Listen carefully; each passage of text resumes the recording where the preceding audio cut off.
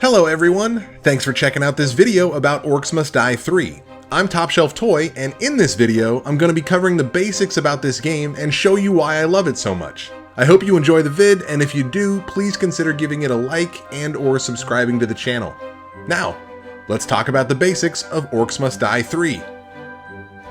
This game is a combination of action and tower defense. Each level has three main ingredients: the war mage that you control, the incoming horde of orcs and monsters, and the interdimensional rift you and your war mage are sworn to protect. I really enjoy when a game gives you a bunch of tools to accomplish a goal and then leaves it entirely up to the player to decide what works best and most effective for them. This game is a prime example of that style. You, the player, control a war mage character who can wield a number of different weapons. Some are ranged like a crossbow or a magical staff, and others are up close and personal like a broadsword or a dwarven warhammer. Do you like to snipe for headshots, or would you rather get into the thick of it and bash the baddies? How about both? Each level your war mage has 10 slots that the player can fill with whatever weapons, traps, or trinkets they think they'll need. The traps come in three categories which dictate where they can be placed: ceiling, wall, and floor. Each trap has both level upgrades and unique upgrades. As you complete goals in the game, you're rewarded with skulls, which can be invested into these upgrade options for your weapons, traps, and trinkets. These upgrades can drastically change their performance and should not be neglected.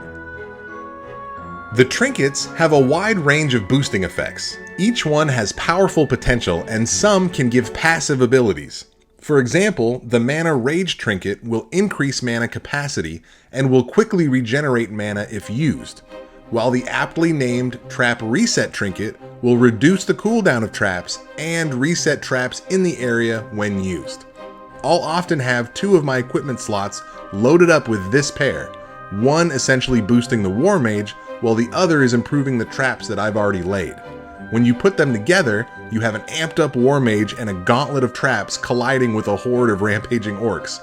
And that's when this game really shines. About those orcs. I love the orcs. They're a great enemy to fight against, and they come in all shapes and sizes. Some are much more threatening than others. But no matter how big or small, one thing they all have in common is a low IQ. Individually, they aren't that much of a threat, but they have strength in numbers and can easily overwhelm defenses if you're not prepared. Learning how each enemy type runs around is key to collecting as many skulls as you can. One of the best ways to earn those skulls is protecting the rifts that those pesky orcs are always charging. Each level has a single rift that the war mages of the Order are sworn to defend. The orc armies will charge directly into those rifts, and if enough of them make it, it's game over. Before each onslaught, you're shown the first door the orcs will break through, and the route that they will take to get to the rift. As the level progresses, you'll have to deal with multiple points of entry. You can use barricades to channel the monsters or block off routes, but if you make the rift completely inaccessible, the orcs will attack and destroy the barricades to clear their path. Personally, I think this game is a gem for a number of different reasons. I think it's a great fusion of both an action game and a tower defense game. You can't get away with only using traps or only using the war mage to take out the hordes. You have to use a combination of the two, while working with each level's unique layout restrictions. Each level is different and presents its own challenges.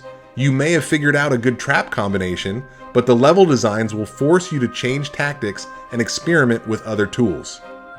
There's even war scenario levels that upscale the action dramatically. The map is larger and you get more currency for resources, but the incoming army is massive. The core gameplay mechanics are rock solid, and they allow a lot of room for trial and error experimentation. It's fun to figure out new and more effective ways to dispatch the hordes. There's multiple difficulty levels if you want to challenge yourself further, and there's also multiple game modes like endless and weekly challenges as well. I haven't used the online options much, but there is a co-op mode if you want to help someone or get a buddy involved. There's also global leaderboards if you want to see how your skills compare to the rest of the world's. The humor in this game is cleverly woven throughout, and it never takes itself too seriously, as the name would suggest. I've enjoyed spending hours and hours working out ways to get 5 skulls on Rift Lord difficulty, and happily snapped up both DLCs that Robot Entertainment have released. I still have a few more skulls to collect, and I'm looking forward to finally getting them. I genuinely think that this is a great game series and would recommend anyone trying it out that might be interested. I'll definitely be checking out Orcs Must Die 4 if they ever announce it. Welp, that about does it for my fawning over Orcs Must Die 3. Keep an eye out on the channel for more content, and if you're interested in Orcs Must Die, there is a tips and tricks video already up. I appreciate you checking us out, and if you liked the content, please drop a comment, like the video, and subscribe if you haven't already. Those things all really help both Nebiroze and myself grow our channel and connect with other nice people who love video games too. I hope you have a great day or night, and thanks for watching.